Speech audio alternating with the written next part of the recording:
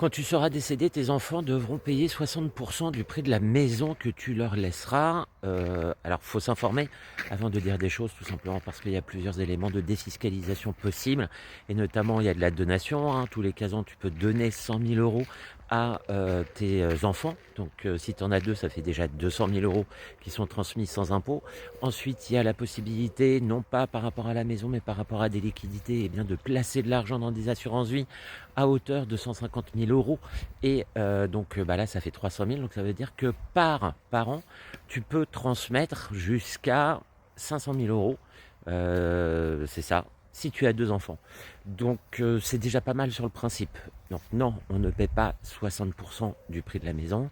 De mémoire, c'est 45% de frais de succession si tu vas au-delà de 1,8 million transmis. Donc je pense que 99,9% des personnes ont le temps de voir et d'atteindre les 45% lors de la transmission. Donc, faut arrêter les fausses croyances. Ce n'est pas 60% qu'on donne à l'État.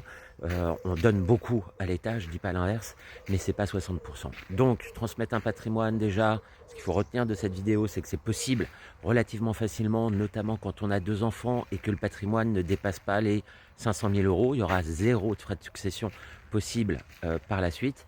Et que les très hautes taxations se font surtout quand on a un patrimoine supérieur à 900 000 € transmis à des enfants et par enfant.